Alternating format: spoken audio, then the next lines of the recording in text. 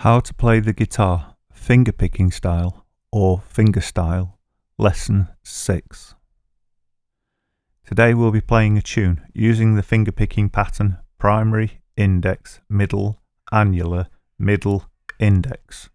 And the tune we'll be learning is Everybody Hurts by REM.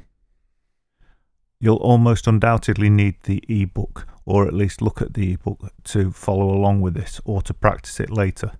And you'll find that at ebooksforguitar.com, and you're looking for month 9, week 4, and they are free to view online.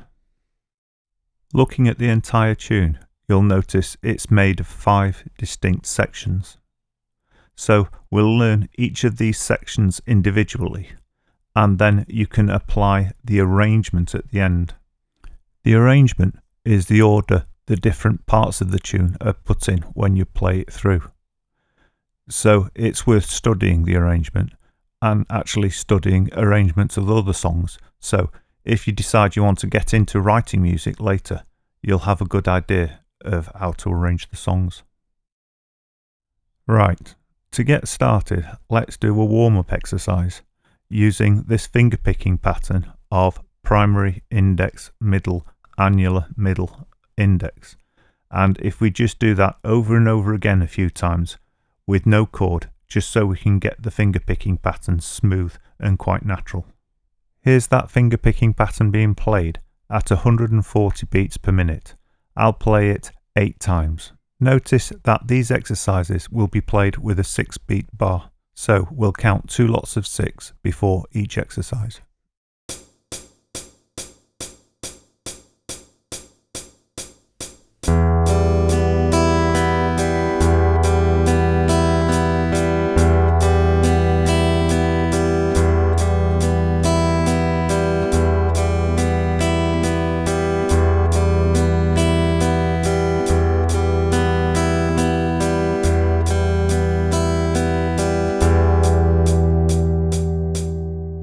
If you have to practice that finger-picking pattern, pause the video at this point and go off and practice for a while, and then return to the video.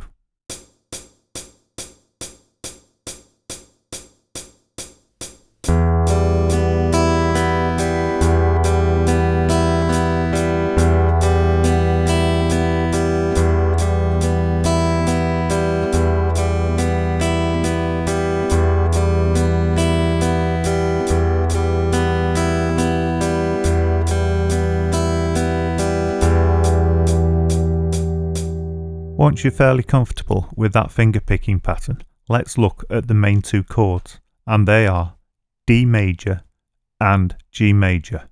Let's try going between those 2 chords with 6 beats between them. Here it is done with a metronome at 140 beats per minute.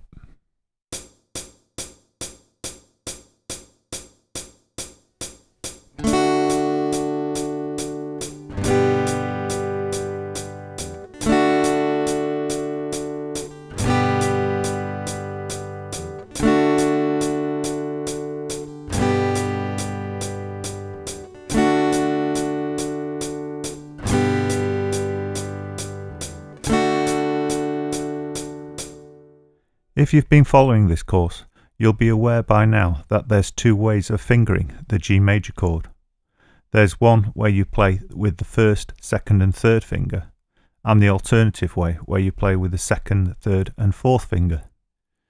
If you've not yet tried both ways of playing the G chord, it would be worth trying going between the D and the G a few times with both styles and see which one better suits you, and then try the exercise one more time.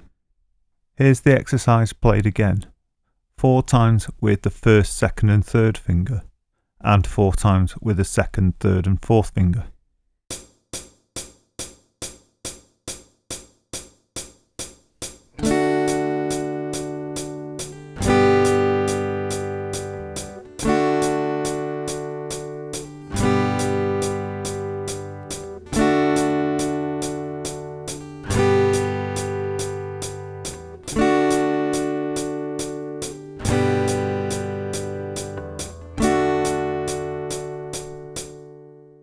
Right, let's bring the finger picking together with the two chords, but notice that the D has the root on the D string and the G has the root on the bottom E string, so the primary finger will have to move between the two different basses.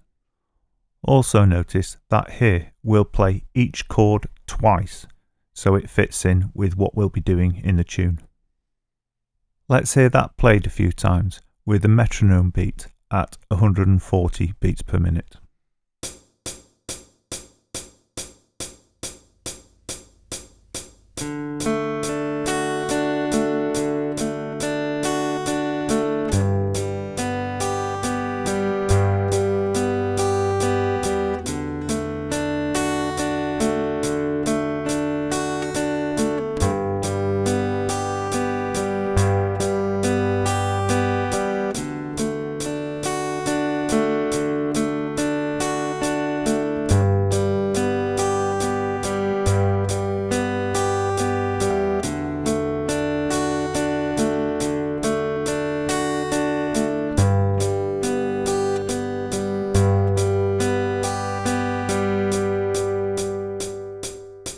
By practicing these exercises, you've actually learnt most of the tune in one go.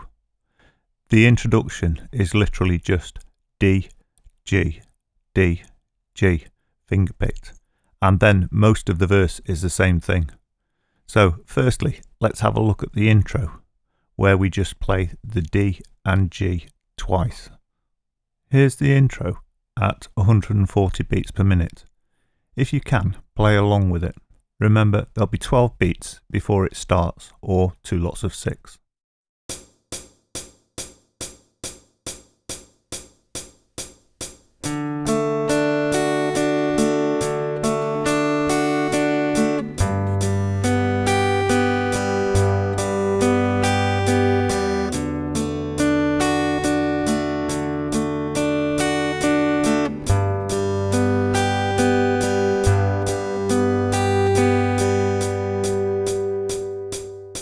Right, let's take a look at the verse, where you literally play the D and G 3 times, and then once more with a slight change.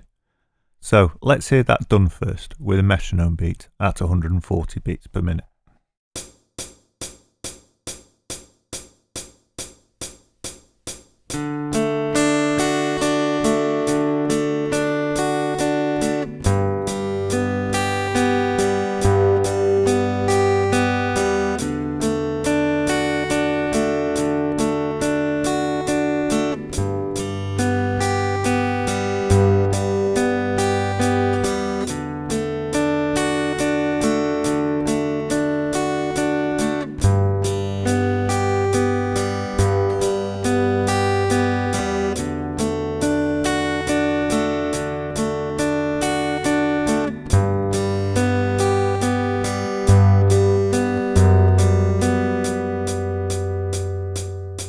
As we've already looked at going between the D and the G with the finger picking pattern, the only part of that we need to look at is the very last bar. So let's have a quick look at that now.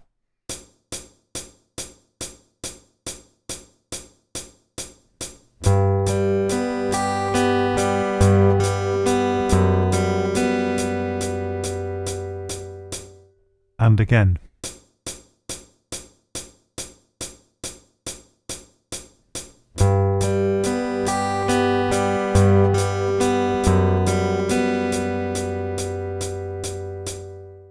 The first half of the last bar is nothing you haven't already done. It's just a G major with the primary, index, middle, annular, middle, index fingerpicking pattern. However, the second half, we're not playing a chord, they're single notes, and we're using a primary, index, middle, primary, index, middle pattern. So let's see and hear that done. I'll show you first without the metronome, so I can demonstrate it very slowly.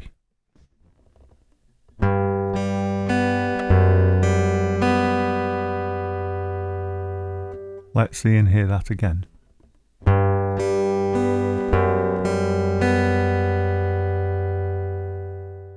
Something it's worth bearing in mind at this point is the fact that this movement always goes to an E minor, which you can either play with the chord or just with the open strings if you prefer, but it should sound like this.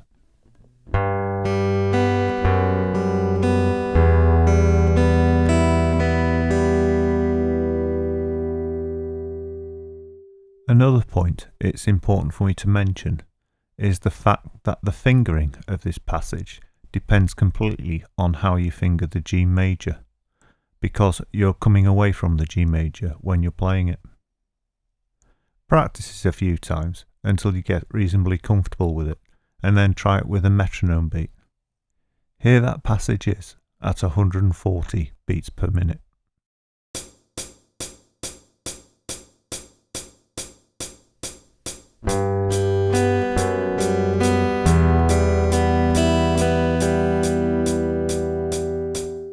And again.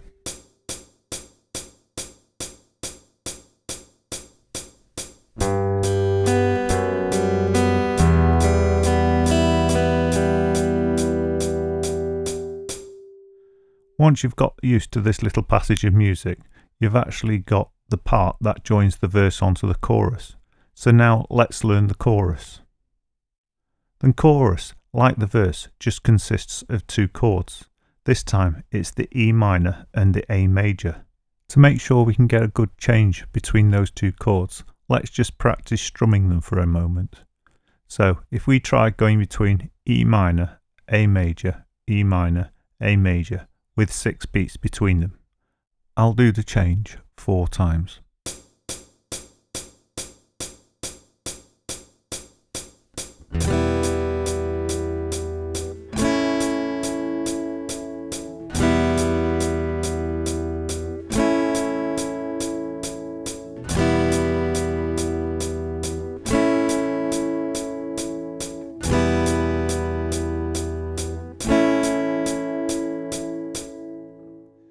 Even though in that demonstration I was fretting the E minor, when fingerpicking you don't really have to fret any notes at all, as you don't actually play any of the fretted notes. So the E minor to the A major fingerpicking should be quite easy. And that's literally the only chords the chorus is made up of. But there's one slight complication. If you look at the end of the line, we have to do a bass line walk from the 3rd fret to the 2nd fret and then the open string as you return to the E minor. And these 3 notes should be played with the primary finger. I'll play that little passage for you now 3 times to give you a good idea what you're trying to achieve.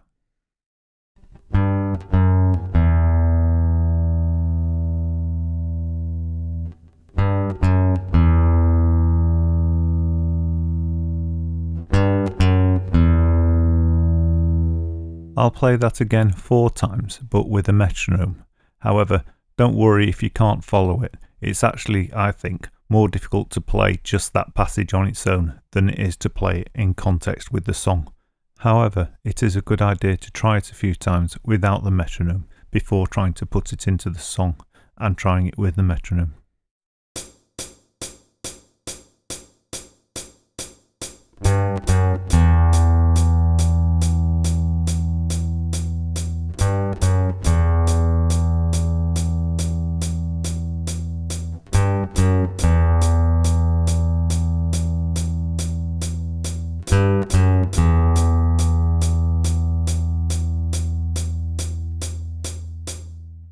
Right, let's bring all those pieces of the chorus together now so you can hear it in one piece and in context, and then you'll have a better idea how it should sound.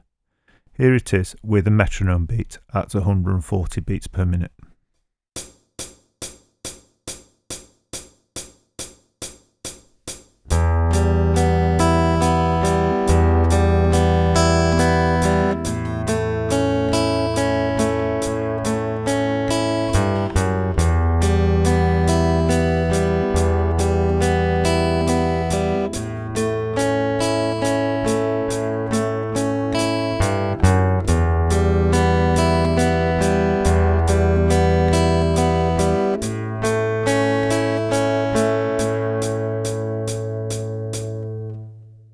Let's see and hear that again, and if you think you can, try playing along.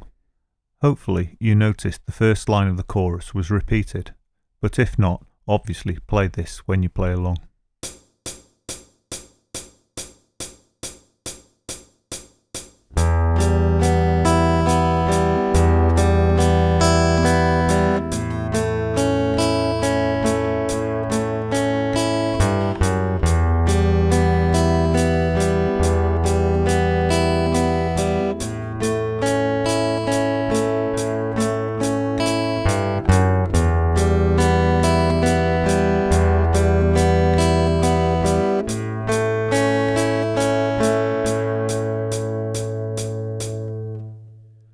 Once you feel you've got that all right, it's worth trying to join the verse and the chorus together and try practicing that a few times before moving on.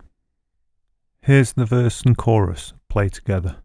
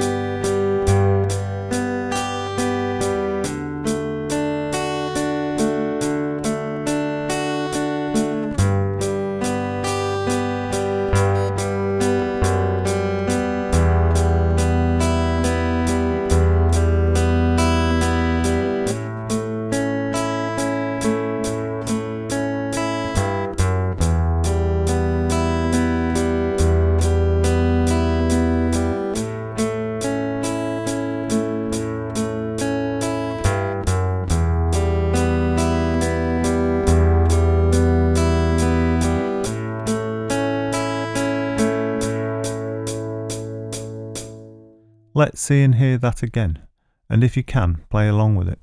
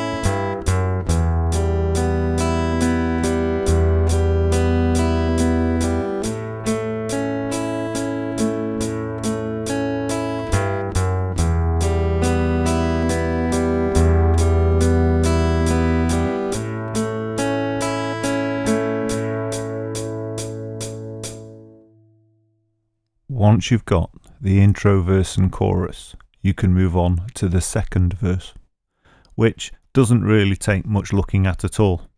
It's basically identical to the first verse, except where you repeat the first line 3 times for the first verse, you repeat it 5 times for the second verse. So you've pretty much got that straight away. It's just a case of keeping count of your repeats. Right, let's move on then to the bridge, which is the final part of the tune we have to learn.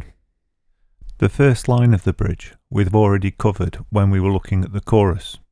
It's even got the step down in the bass line, and the first line just repeats once. However, there's a slight difference in the last bar of the second line, in that you just miss the last 2 notes. Right, let's listen to the first 2 lines of the bridge.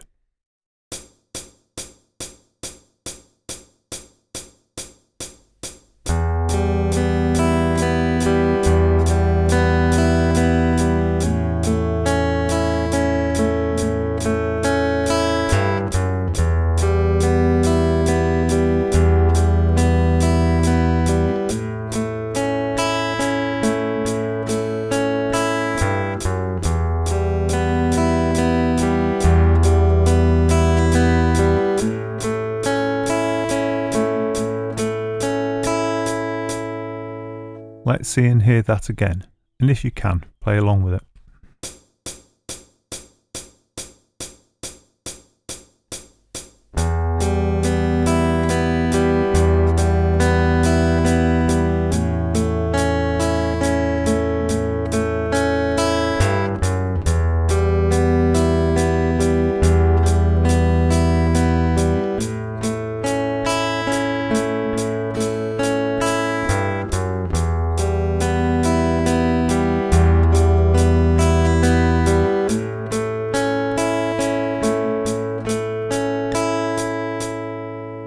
Right, let's move on to the next line of the bridge. You'll notice this one also repeats 3 times. However, at this point in the song, the style changes quite completely. You'll notice from here to the end of the bridge, you're strumming the chords. And we'll be using 5th chords or power chords. And the great thing about these is the pattern remains the same for all of the chords. The only difference you'll come across is where the root is. So some of these chords are played on the bottom 3 strings and some are played from the A string onwards. Now there's 2 ways of playing these power chords. You either use the 1st, 3rd and 4th finger, or you can use just the 1st and 3rd finger. Either way, if you find your 1st finger is dragging across the strings or covering other strings, it really doesn't matter, because you only need to play those 3 strings. And the same thing applies if you're playing with the 1st and 3rd and you find the 3rd finger drags across the other strings. It really doesn't matter. So here's what the F♯5 should sound like. I'll play the individual notes so you can hear they're being played and what they should sound like. And once you've heard it, you have a try at playing it.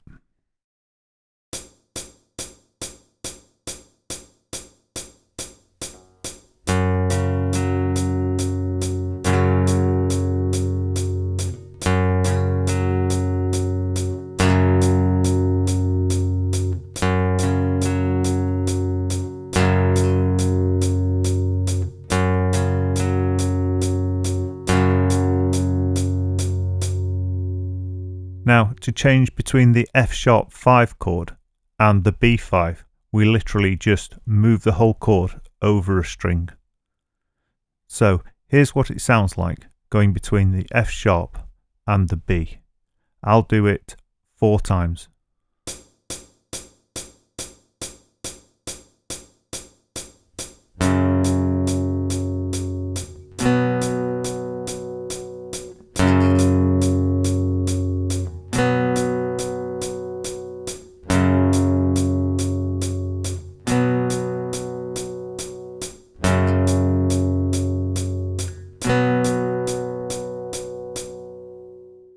Let's see and hear that again, and if you can, try playing along.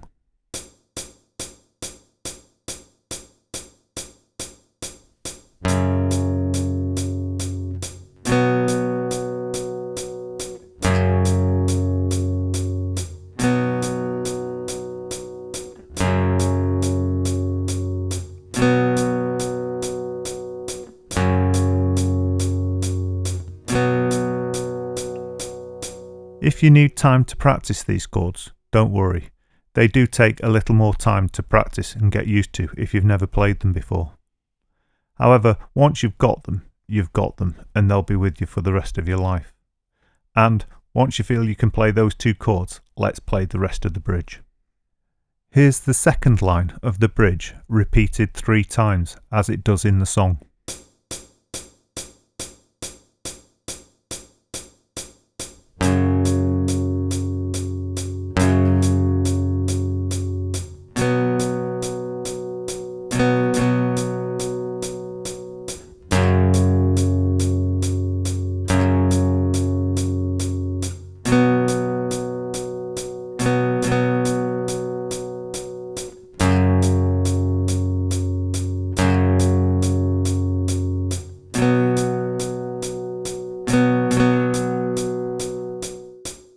So you can better see and understand the rhythm, I'll break these 2 bars down into 4 with counts of 6, and then you can see more clearly how it should be played.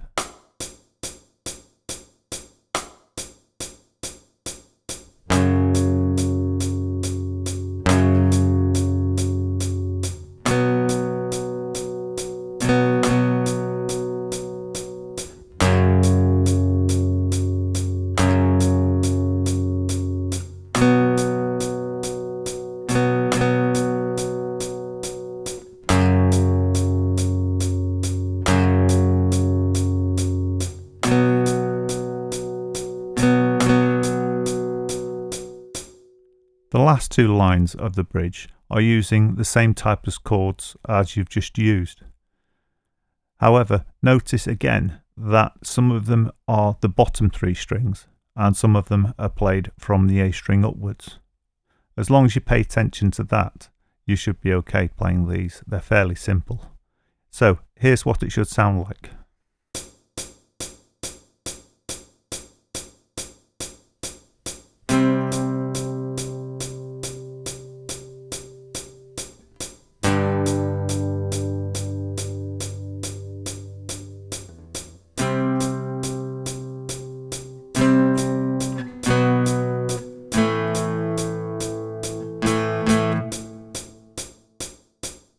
Let's see and hear that again, and this time I'll mark it out into sixes so that it's easier to follow the rhythm.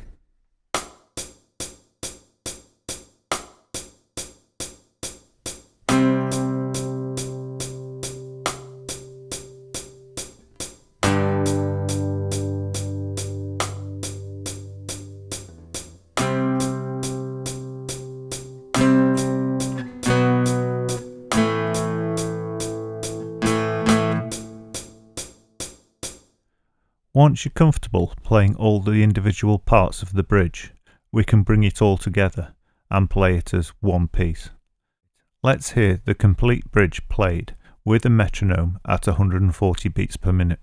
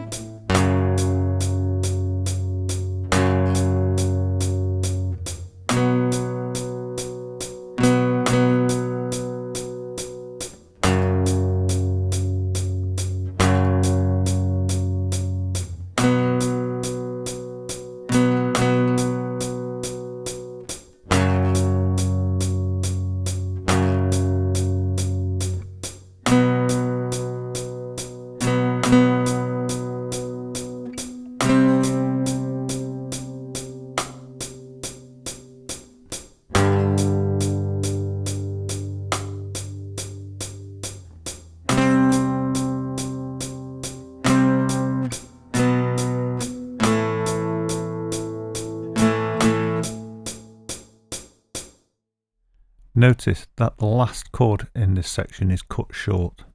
This is called staccato and it's signified by a dot above or below the note. We'll look at this in more detail in another tutorial. Right, let's hear the entire bridge played from start to finish. And if you think you're ready and you want to try it, then try playing along with it.